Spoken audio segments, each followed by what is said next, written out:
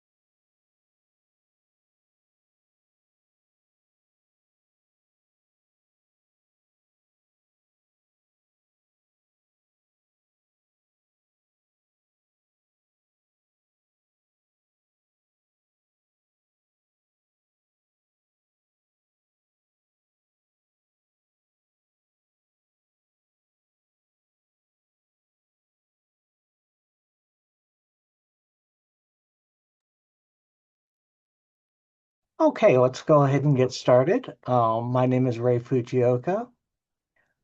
I will be doing a quick presentation, and then I will turn it over to the director of our Masters in Astronautical Engineering program, and then we'll end with a panel session with two of our astronautic students and the graduate advisor for the program. So let me go ahead and open up the presentation, and we'll go ahead and get started.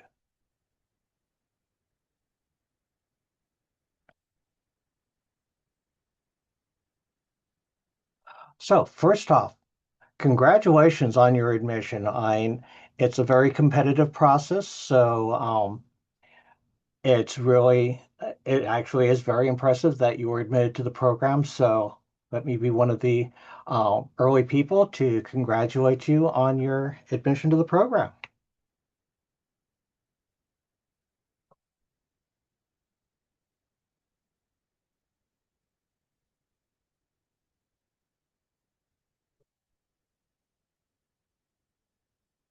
So when it comes to the big question, which is, why USC?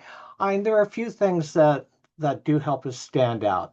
Um, One is we do like to be there for every step of the way, even once you graduate. So when it comes to your career and academic goals after graduation, we are definitely there to help you, both our department advisors as well as our career services group.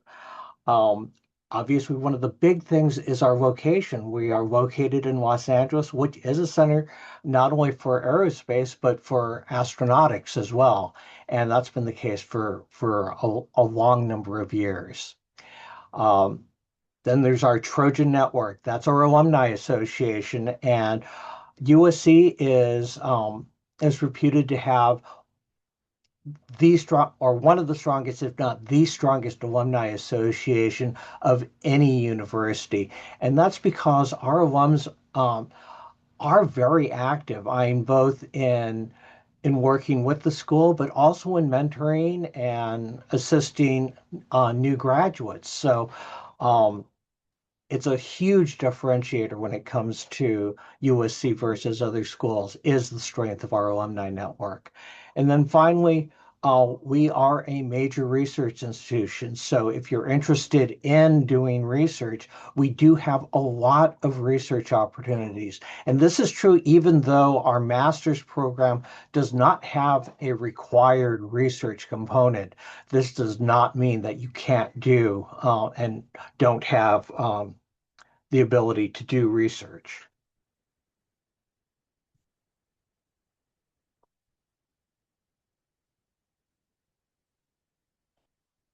So some basic facts about Viterbi. I had mentioned our alumni association.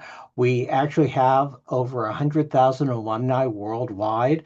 We like to think that no matter where you go in the world, um, there'll be a Trojan in the area that you can connect with. We are currently ranked 20th by U.S. News and World Report, so we are a well-ranked school as far as U.S. News and World Report goes. Um, our School of Engineering was actually founded in 1905, although USC as a whole was actually founded in 1880. Um, we have basically been tops in engineering for a lot of years. We've been graduating engineering students, as I said, for a lot of years now. We have over 179 million in annual research expenditures. When I mentioned that, that there are a lot of research opportunities, those research expenditures are a large reason why there are so many research opportunities available to our students. We have 213 tenure track faculty members. Um, so this is just a good idea as to the strength of the teaching faculty that you'll be working with and taking classes from. And it's a good indicator as to the strength and the quality of our faculty members. As far as our student body goes, we have 69% male and 31% female. Um, we are working on getting a little more equity as far as that ratio goes. We are very close to that at our in our undergraduate programs, but not quite there yet in our graduate. We have applicants from over 113 countries. And then one of the other things that's really different about us is that we have a very robust online program as well. So 83% of our Viterbi students are traditional on-campus students, but 17% of them actually are earning their degree 100% online. Uh, I had mentioned that one of the strengths of USC is where we're located, and that, of course, is Los Angeles in Southern California. Um, this map kind of shows you at least some of the companies that we have that are active in what has become known as Silicon Beach, one of the really active entrepreneurial tech hubs. So I'm Bird Scooters, Twitter, Google, Facebook, Microsoft, all have major presences here, as well as since all of you are admitted to our astronautics program, SpaceX has a major presence here. And although it doesn't show on this map because it's a little north of Silicon Beach, NASA's Jet Propulsion Lab is just 30 minutes away from USC. In addition to that, USC itself actually has a strong presence in Silicon Beach with our Institute for Creative Technologies and our Information Sciences Institute, both of which have got worldwide reputations for the amount of research and the quality of research that they do. Obviously, one of the really important things for most of our students is basically what sort of jobs can you get after you graduate? Um, so we do put up as much career outcomes information as we have access to. We do have an annual survey that we send out to all of our students. It's not a mandatory survey, so it does not cover nearly all of the students that have graduated from our program, just the ones that do fill out the survey.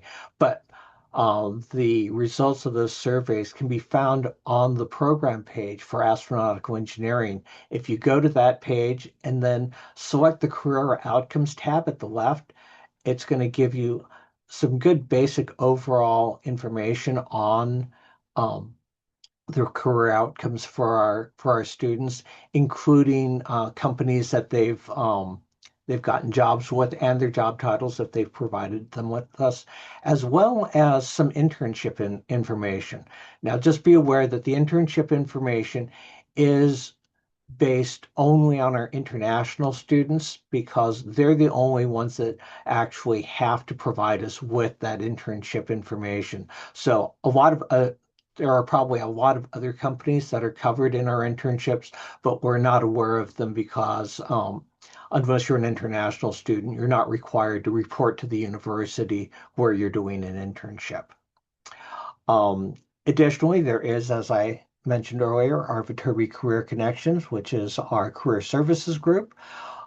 They have a huge number of activities for students. So the numbers you see on the right here are just, some of them. I'm over 120 activities. I'm over almost 33,000 jobs posted for students between fall 2025 and spring 2026. We have two career internship expos a year, and they tend to draw 139 employers. And or last year they drew 139 employers and 510 recruiters attended. Um, in addition to that, we have employer-hosted information sessions, and that's in addition to the internship expo. And we had 115 companies that actually did um, independent information sessions. There were over 35 specialized activities, and that includes things like Grad Student Career Readiness Week, a series on how to get hired, networking events, mock interviews, company site visits, mixers and alumni panels, and obviously there are other supports available as well, like resume review sessions and things like that. So, what do you do next? For any school that you've been admitted to, I do explore in-person and virtual admitted student events like this one. But in addition, there are things like ambassador coffee chats and local meet and greets. We do have a virtual tour of the USC campus. So even if you're not local and can't make it to campus to do an in-person tour, you can certainly do a virtual tour. And I would strongly recommend that because USC really does have a gorgeous campus. You can chat with a student ambassador through our website. And then you can learn more about our community services and resources, including what student organizations are available, wellness initiatives, and tons more. Uh, so the QR code there will take you to our admitted students page, which has links to all the things I just mentioned. So the next thing to do is accept your admission to USC and submit your commitment deposit. The deadline for that is listed in your USC portal. So once you log in, just click as if you're going to accept the admission. That will bring up the date of the deadline. At that point, and hopefully you're already ready to go ahead and accept your admission to USC. But even if not, you can actually back out of it, and just because you've clicked on it initially does not mean you have to accept right at that moment.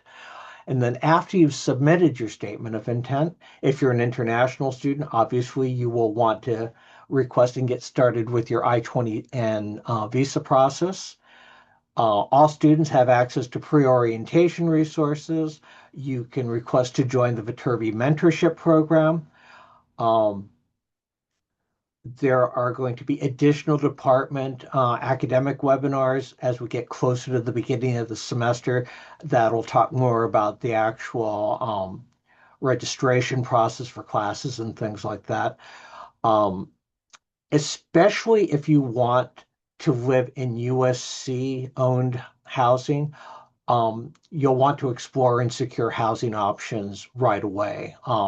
For that, you'll just go to housing.usc.edu. Otherwise, you can just start searching for housing opportunities near USC. When you're doing your searches for that, do make sure you type in University of Southern California or USC Los Angeles. Otherwise, you will probably start getting some links to housing available in South Carolina, and we'd hate for you to have to commute from South Carolina to LA just because you got the best housing costs in the wrong state. So the people that will be joining the presentation after I finish this are Dr. Mike Gruntman, who's the program director of our MS in Astronautical Engineering program, and he will be the first person to talk to after I finish up. And then we'll have a panel that will be moderated by Priscilla Cisneros Vasquez, who's the graduate advisor for the Department of Astronautical Engineering, and she will be joined by two of our students, Samantha and Radha, who will be basically answering questions. And if you have any questions on either for me or some of my coworkers that have joined us, we can answer questions for you. But especially if you have students for Dr. Gruntman, for Priscilla, or especially our students, um, go ahead and use the Q&A section to ask those questions, and we will get to them. So basically, at this point, if you do have questions after the session, um, you can use this website, and that will go to our basically a contact page where you can ask us additional questions if you had a question either that you feel doesn't kind of fit into this webinar, or you have questions after the webinar is ended. So at this point, I am going to go ahead and stop the presentation and turn this over to Dr. Gruntman. Thank you, Ray, and good morning, good afternoon, and welcome to everybody. I'm Mike Gruntman. I'm the founder of the UC Astronautics program, and have been directing a master's program since mid-1990s. So let me first get to my sharing of the presentation. Let me go full screen. Okay. So I will give you an overview of our Master of Science program in Astronautical Engineering. We will be talking at first, I will mention a little bit about the school, department, faculty, research areas, and then we will focus on the Master of Science program. We'll talk about coursework, students, requirements, and the opportunities that exist. First of all, I want just to say that we will skip a few slides here, but everybody who is participating in this webinar and this event will get a PDF of these slides. So all the information or the links as in the bottom right corner on this page, you don't need to write down now looking at the screen. You will get the PDF and you can just follow up. At the bottom right, there is a link to publications. These are extensive publications and articles in peer-reviewed journals, in presentations in the International Astronautical Congress and other places. So for those of you who are interested in a lot of details, you can follow up. And just again, these are the dozens of pages there of the various publications about the master's program in particular. So Ray talked about the university and the school. I will skip a couple slides and we'll get to the department. We are a unique department in the United States. As you may know, in the United States, space, astronautics, and aeronautics are combined in aerospace departments. Sometimes they are called the Department of Astronautical and Aeronautical Engineering, or Astronautics and Aeronautics. We are a unique department in the United States that is purely space. And we were formally established in 2004, 20 years ago. Actually, we had a major celebration 1 year ago of the 20th anniversary, and we became one of the biggest programs in the country, in particular on the master's level. And we are based on the specialization that we started 35 years ago here at USC.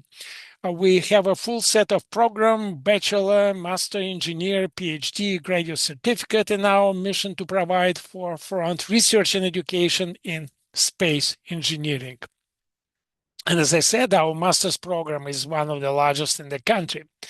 The department full-time faculty is relatively small. We're 7 full-time faculty members. They're all shown on this list. I'm directing the program on the Master of Science. Occasionally, I serve as the chair of the department. Actually, I've been the founding chairman in 2004.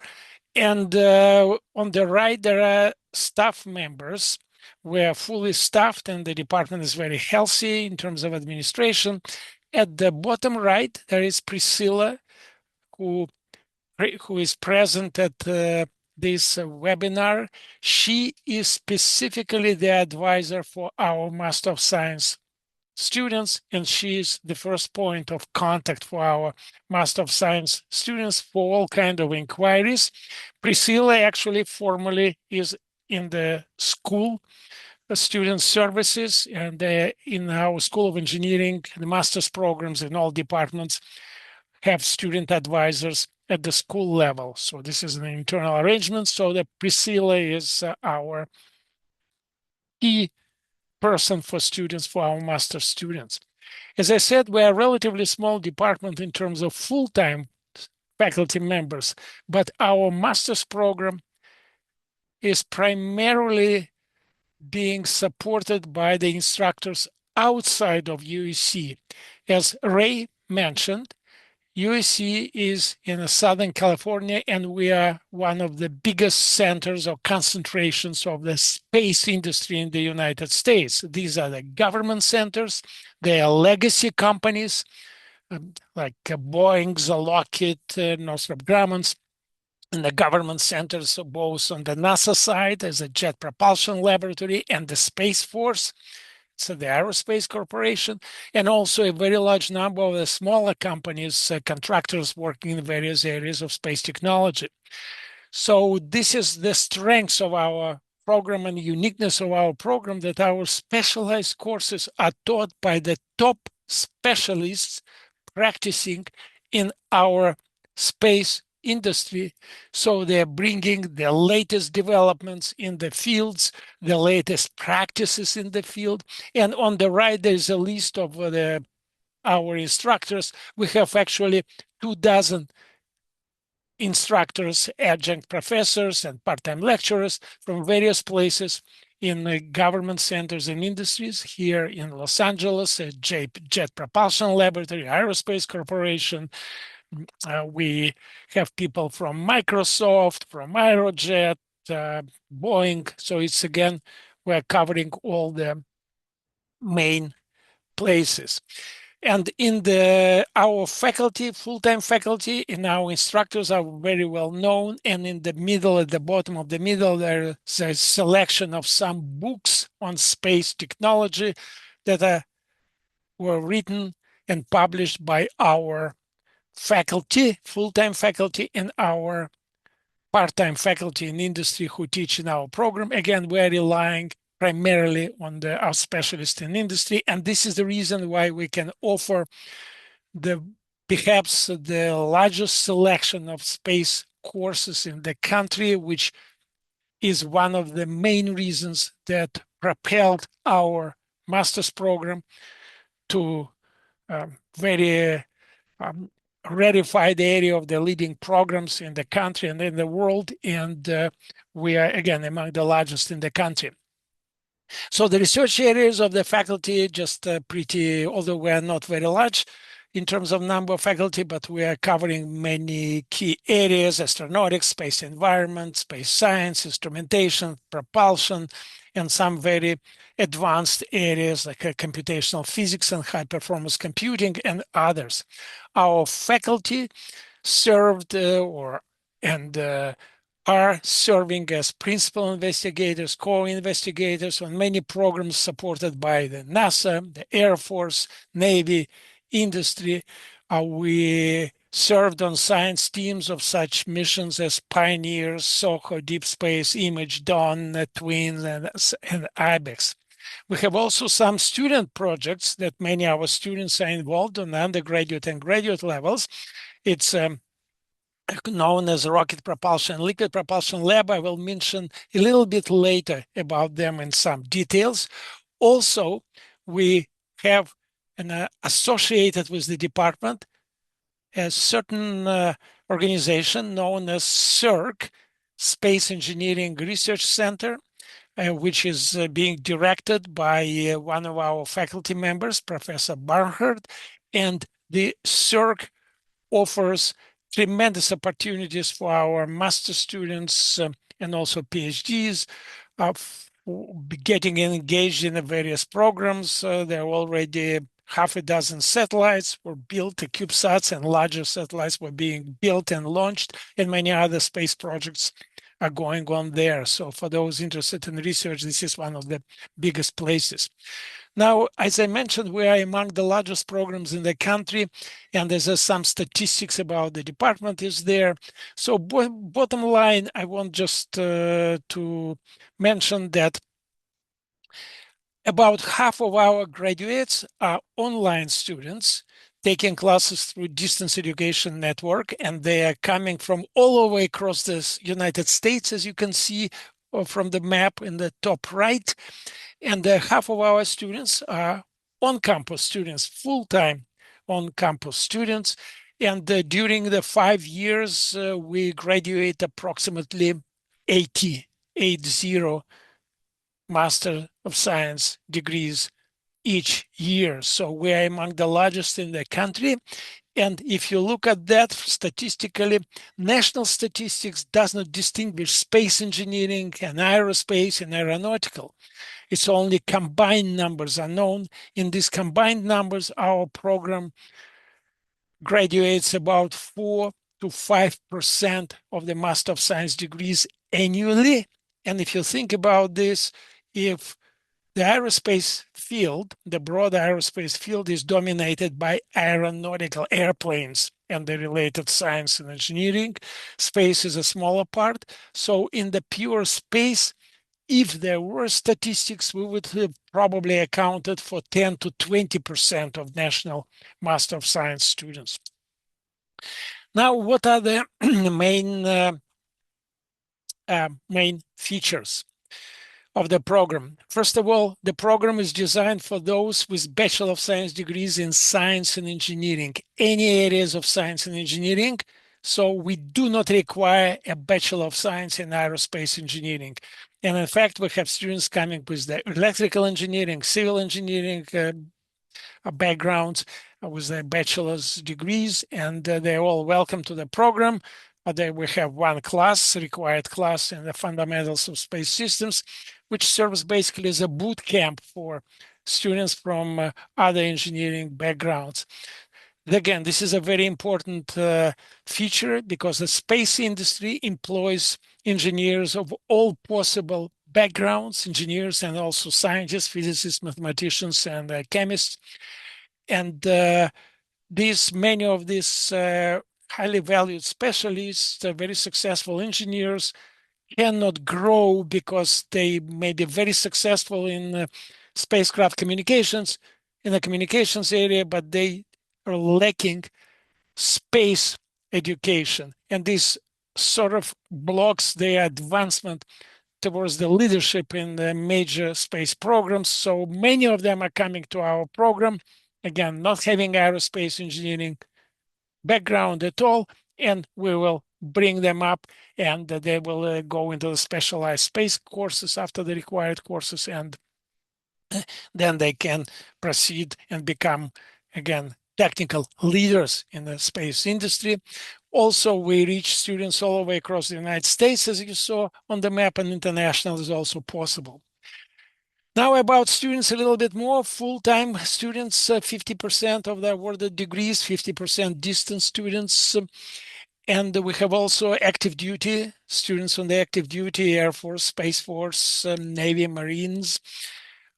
Our, as I said, student background is all areas of engineering, physics and astronomy, and sometimes we're even getting students from outside of these areas, such as medical doctors. Some of them want to become astronauts, so our program sort of helps them to get into this competition to get selected for astronaut training. Now, a couple of URLs here that might be important. On the left is a URL shows of our semi-annual newsletter. Actually, the latest was put on the web a week ago. You can see the information about the program, classes offered, and what is also very important, long-term class schedule. At the bottom right, or there is another URL which points to the 2 pages out of that newsletter with the specific long-term schedule. And in this schedule, again, is very important for students because it helps to plan their coursework. Some classes are offered every semester, very few actually. Many classes offered once a year, and some classes are offered once every 2 years. So the planning is very important. So this long-term schedule is an essential in this process. And again, a lot of information about the instructors and the program news is in the newsletter. So these 2 URLs are here for you to take a look. Now, the coursework. In order to get a degree, you're coming with a Bachelor of Science degree. In order to get a degree in astronautical engineering, you need to take 9 courses. All courses are 3 units, and there are 4 required courses. Spacecraft system design, which is basically fundamentals of space systems, space environment, spacecraft propulsion, rocketry, and orbital mechanics. Then we require 3 core elective courses from the list of our astronautics courses and 2 technical electives.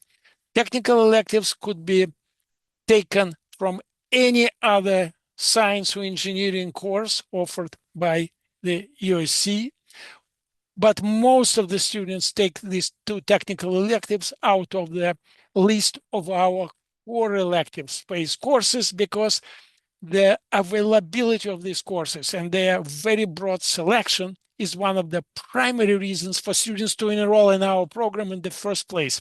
But if you want to take a course which is important for your educational objectives, such as design of integrated circuits or error correcting codes in the communications or vibrations of structures, you are very welcome, no problem at all.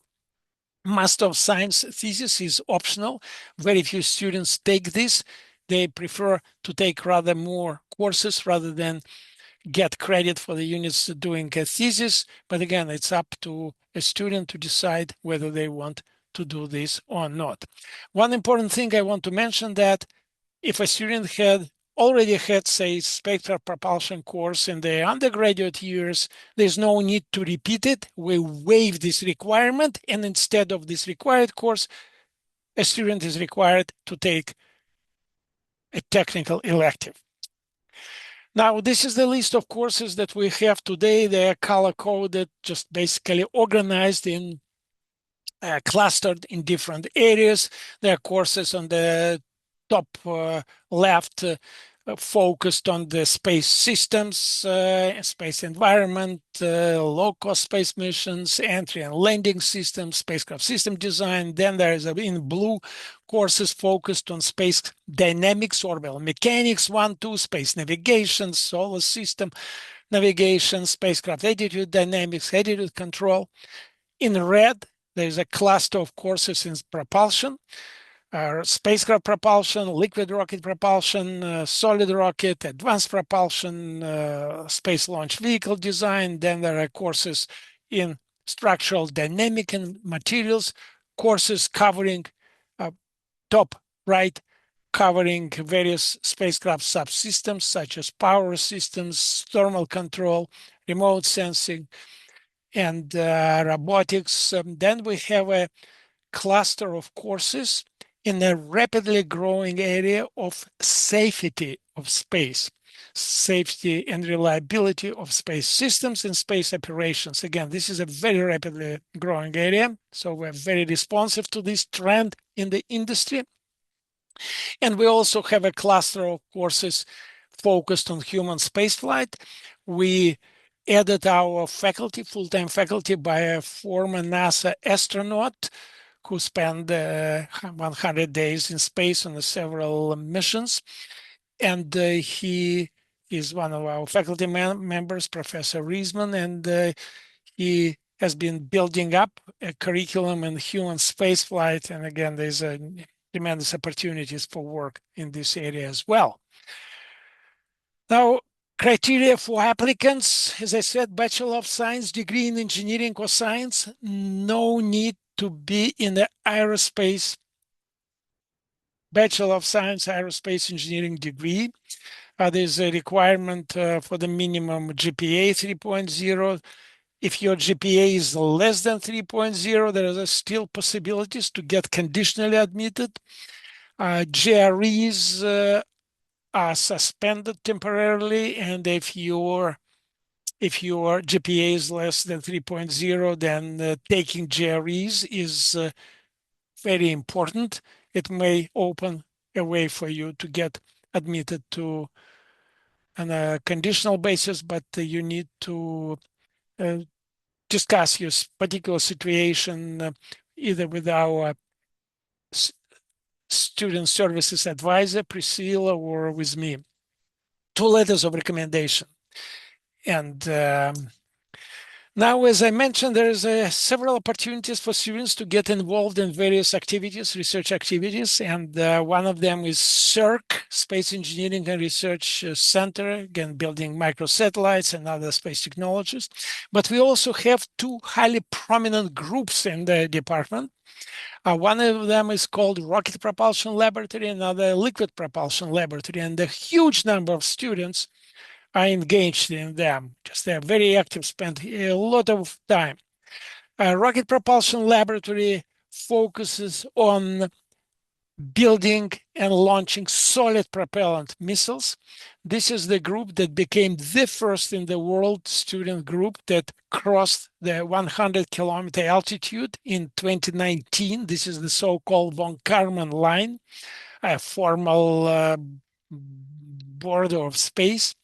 And 1.5 years ago, in 2024, another their rocket shot above 140 kilometers. Again, these are the record altitudes. A lot of students are working there.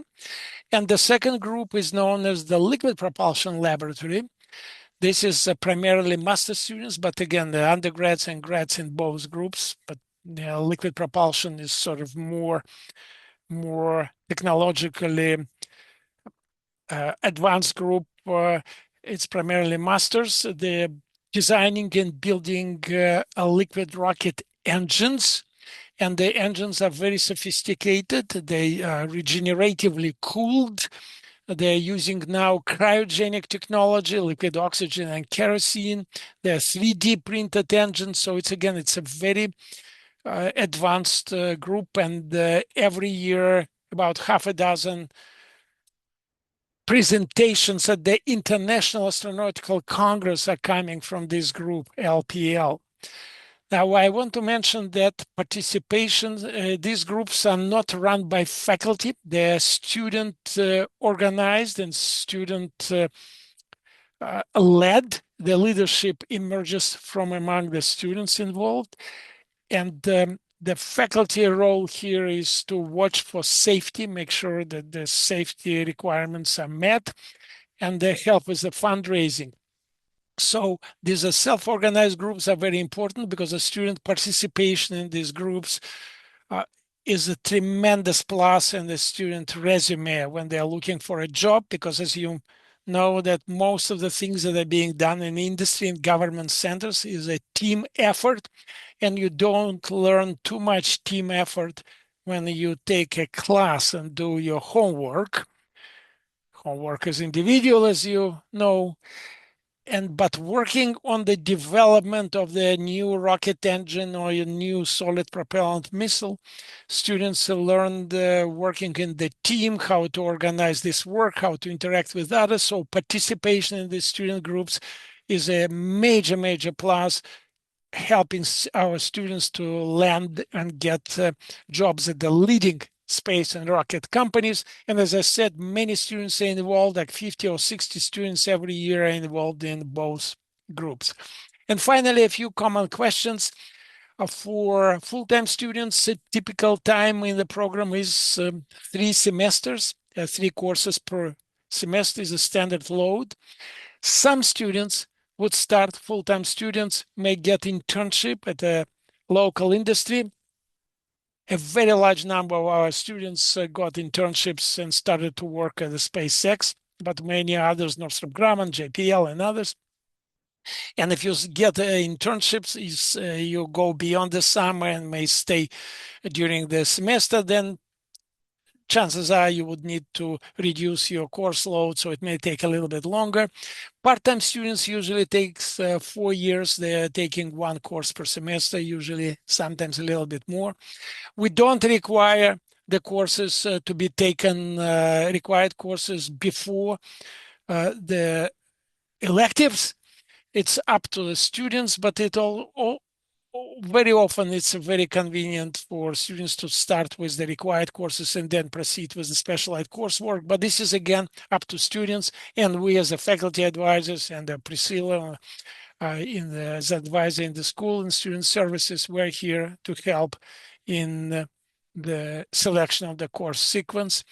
As I said, if you have taken the required course during your undergraduate years, it will be waived and you can replace it by a technical elective.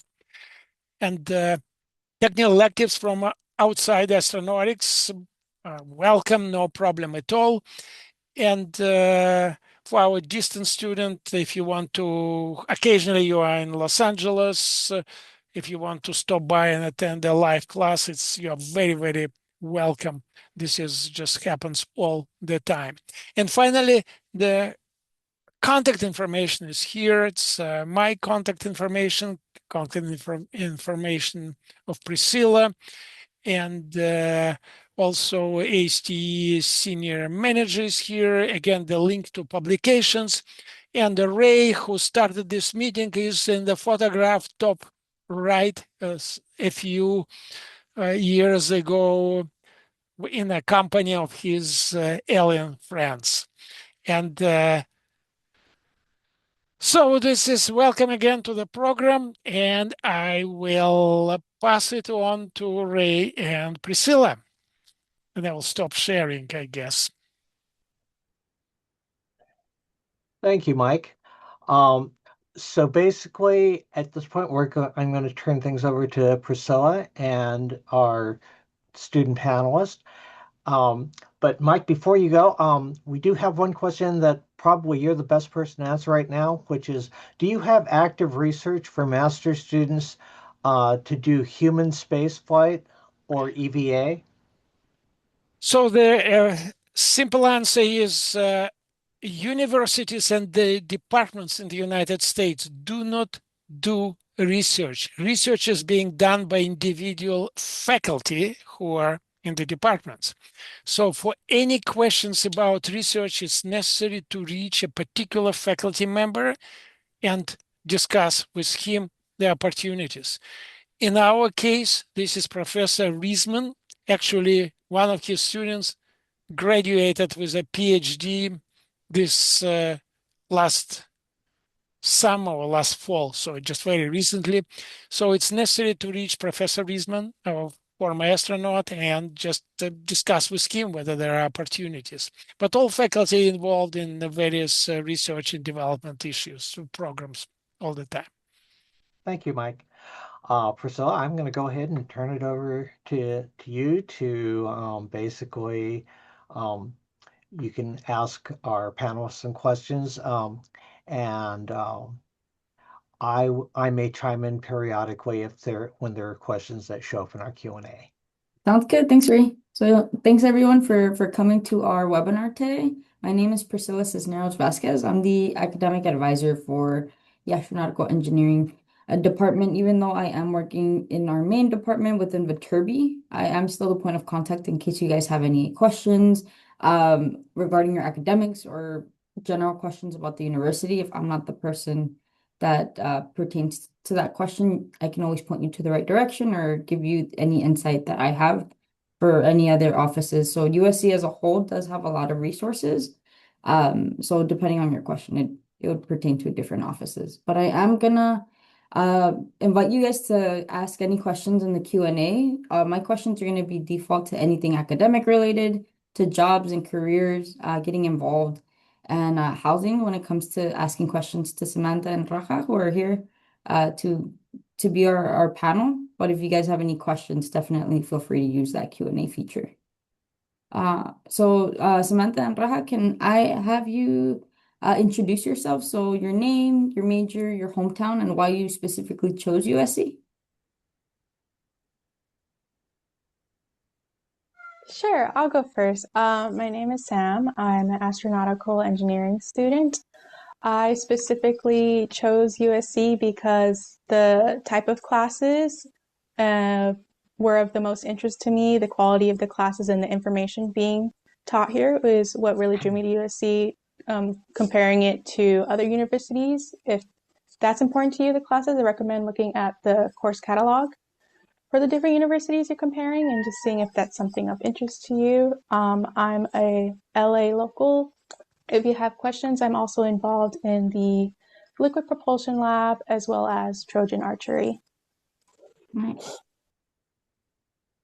Hello everyone. I'm Radha, and I I chose USC for because of the subjects that it had to offer, and I like my main reason for choosing USC was the courses, because it was exactly what I wanted to do. And even when I was searching for other universities, I was looking at the courses it had to offer, and the the concentration that USC offered was uh, it fit in what I wanted to do.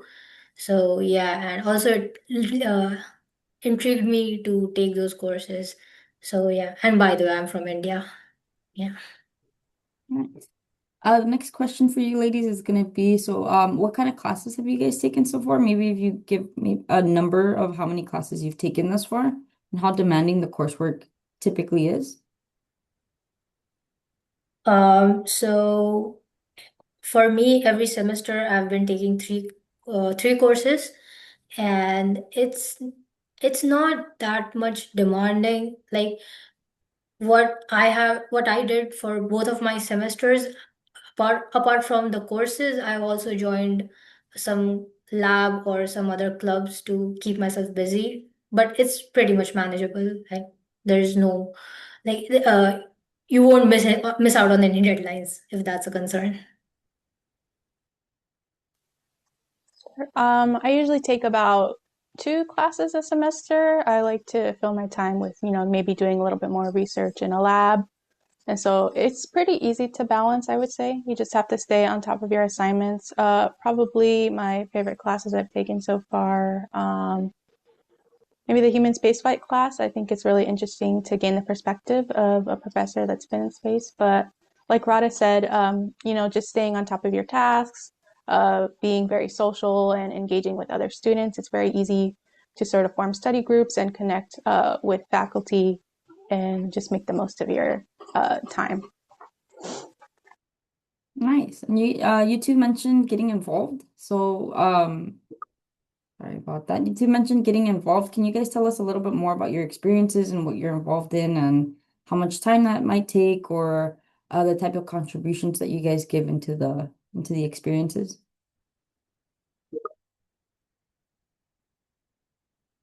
Sure, I'll go first. So I applied for the liquid propulsion lab this semester. If that was something you're interested in joining, I recommend following their Instagram page, looking at their website. It'll tell you when their applications open.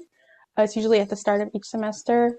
So for that one, it is student run. I'm currently a ground support systems engineer, so helping them prepare any ground support systems for the launch vehicle we're currently doing. I usually do about maybe 30 plus ish hours a week. For this one, it really depends how much you participate for certain labs. So you can do a little less, a little more. Maybe during midterms or finals, I participate a little bit less. When I have a slow in my classes, I participate more. I also do archery, and that's just in the evenings, twice a week. It's not really a big time commitment. It's just something fun to do and connect with other students across campus. So I was involved in CERC, which is a research facility, um, research facility, which is like run by Professor David Barnard. And I was involved in a project called Leapfrog, which is basically a lunar lander, but it was like terminated. The project was terminated this semester. But I usually spent nearly 16 hours per week, and it also gives a way to like increase your knowledge and just to explore more topics um, that are uh, like done by other PhD students. And also the one particular thing about that facility is that many PhD students go there for their um, projects. So I think it's really a nice way to contact with them and keep in touch with them. I just want to interrupt because we have started getting some questions in. Priscilla and Mike, this one might actually be more appropriate for you, but does the master's program have a PhD pipeline?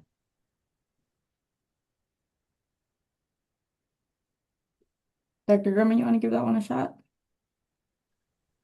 All right. So these are two separate programs, but we do have students who started as Master of Science and then they applied to a PhD program, and you have to apply. There's no automatic transition. And one of the significant differences is that a PhD program requires this one of the faculty members to be willing to take a student is as a PhD student. So this is not only to being qualified. We are declining, I would say, 95% of applications to our PhD program.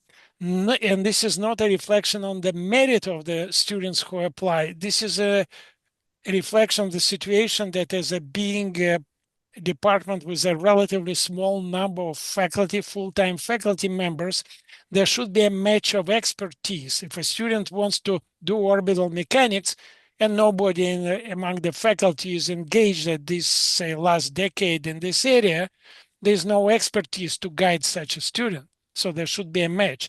On top of that, there should be an active R&D program by a faculty member. That means program that brings funding in terms of grants and contracts from the government centers or government agencies and or industry. So when these things match, then we can consider taking a student. So therefore, it's essential to discuss PhD interest with a particular faculty member. Being a master student gives you an opportunity to meet all the faculty members formally, informally, because we are very open. The doors are always open.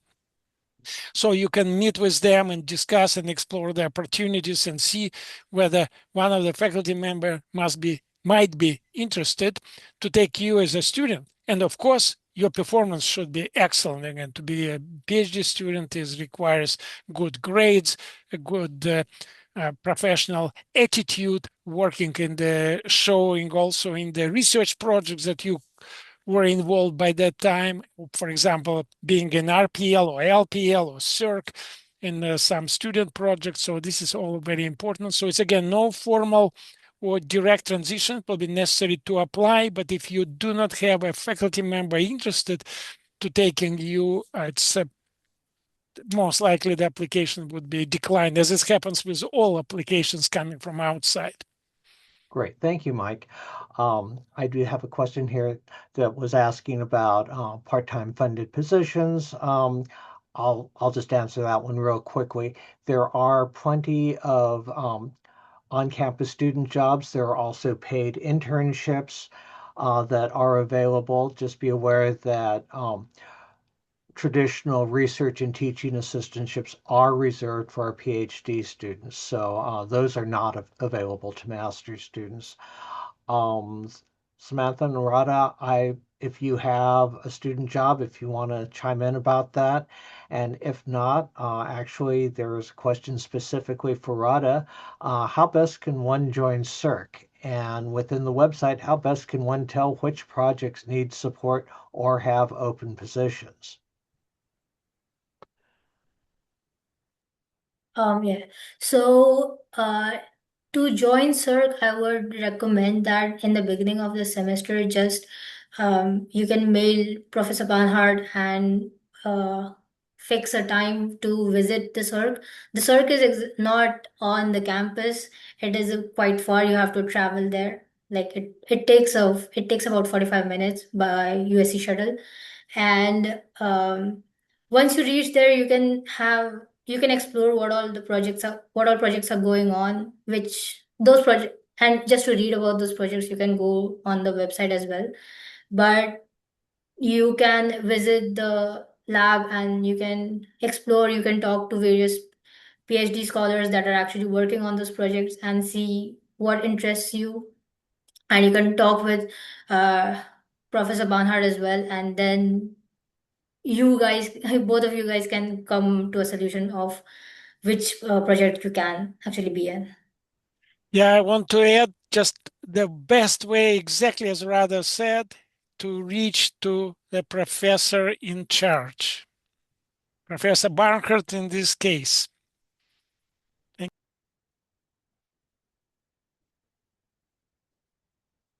And then Samantha, did you mention if you had an on-campus job or any positions? And no formal positions.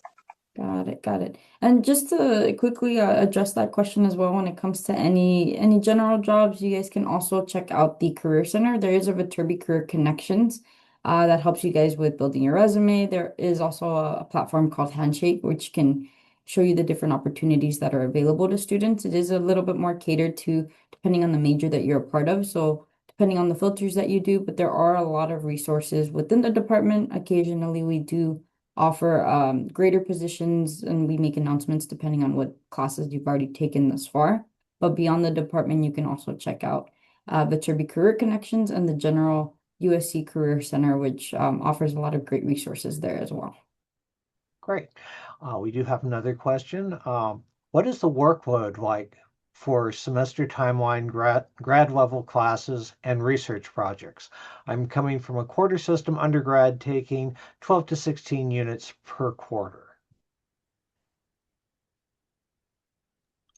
Let me just say something, and then probably Priscilla would be better qualified.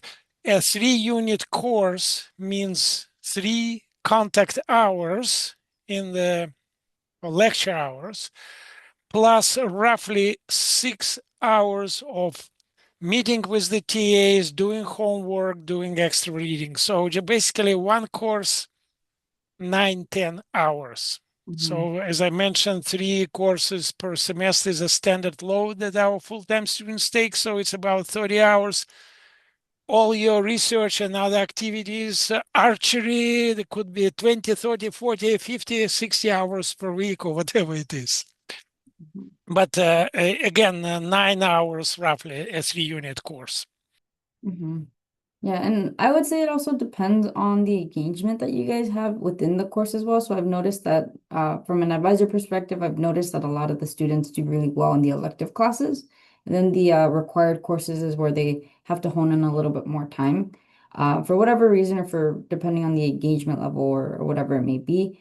But also, if you did a full-time load, I would say around 14 to 16 for undergrad, I think that would be around the same workload for a graduate for the 9 units that we're going to be offering.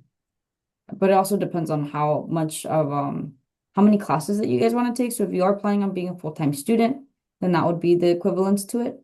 And then if you were thinking of doing part-time, that might taking 1 class or 2 classes might give you a better idea of the rough estimate. Great. Thank you, Priscilla. Well, actually, our time is up. And so I do want to thank all of the students that participated in this webinar. I hope you found it helpful, and many thanks to Professor Gruntman, Priscilla, Samantha, Radha, and my coworkers that have been helping answer questions, Paula and Kevin. But in any case, thank you very much for attending. Thank you, and we hopefully will see you as a new Trojan this fall. Fight on.